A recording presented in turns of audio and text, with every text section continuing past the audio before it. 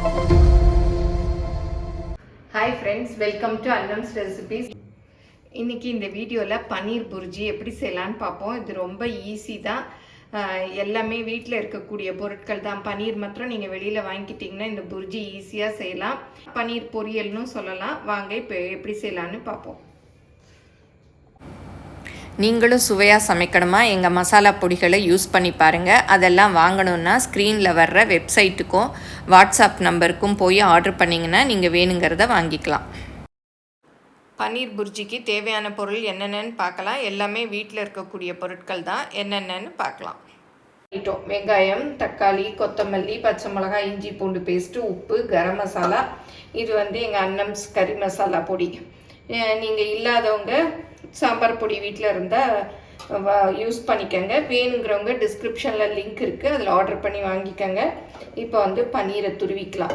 ஏன்னா இதில் ஸ்பைசஸ் எல்லாம் கலந்துருக்கிறதுனால இந்த மாதிரி மசாலுக்கெல்லாம் போட்டால் ரொம்ப டேஸ்டியாக இருக்கும்.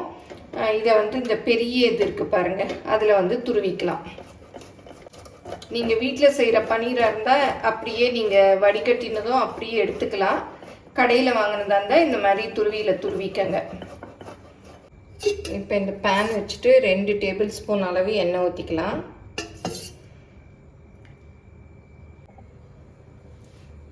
இப்போ எண்ணெய் காஞ்சிருச்சு, வெங்காயம் போட்டுக்கலாம்.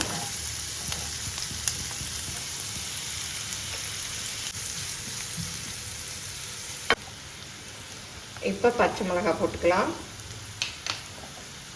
இஞ்சி பூண்டு பேஸ்ட் அதையும் போட்டுக்கலாம். போட்டு நல்லா வதக்கி விடலாம்.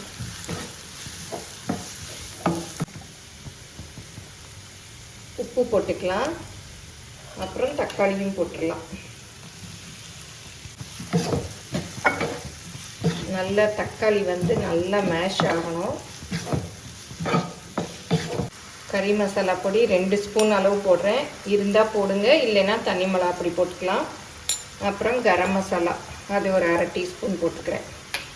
போட்டு நல்லா மிக்ஸ் பண்ணி விடலாம். நல்லா இந்த வெங்காயம் தக்காளி எல்லாம் நல்லா மேஷ் ஆகி வேகணும். இப்போ இதை மூடி வேக விட்டுறலாம். அடுப்பை குறைச்சி வச்சுக்கலாம். இப்போ திறந்து பார்க்கலாம். பாருங்கள், நல்லா வெந்துருச்சு.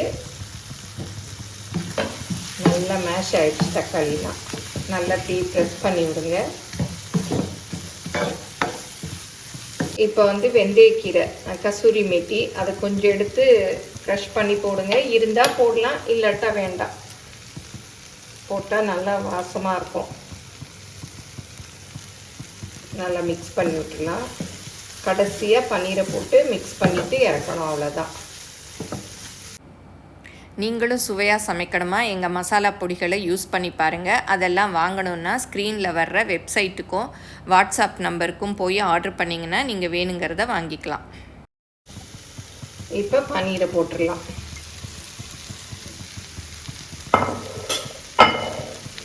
அவ்வளோதான். இதை தோசையில் வச்சும் சாப்பிட்லாம், சப்பாத்தியில் வச்சு ரோல் பண்ணியும் சாப்பிட்லாம். சூப்பராக இருக்கும். பன்னீர் ரோல் மாதிரி செஞ்சும் சாப்பிட்லாம். கொத்தமல்லி போட்டு அடுப்பை ஆஃப் பண்ண வேண்டியதுதான். இப்போ பன்னீர் புர்ஜி ரெடி ஆகிடுச்சு. இதை எதுக்கு வைக்கலாம் அப்படின்னா, ப்ரெட்டில் வச்சு சாப்பிட்லாம், சாண்ட்விச் மாதிரி பண்ணி, சப்பாத்திக்கு நடுவில் வச்சு சப்பாத்தி ரோல் பண்ணலாம், தோசையில் வச்சு மசால் தோசை பண்ணலாம். இந்த மாதிரி நிறையா பண்ணலாம்.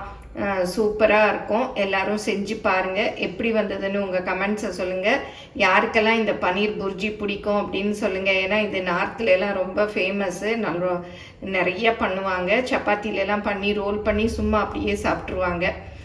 பிடிச்சிருந்தா லைக் பண்ணுங்கள். உங்கள் ஃப்ரெண்ட்ஸுக்கும் ஷேர் பண்ணுங்கள். ஃபேஸ்புக், இன்ஸ்டாகிராமில் அன்னம்ஸ் ரெசிபீஸை ஃபாலோ பண்ணுங்கள். தேங்க்யூ.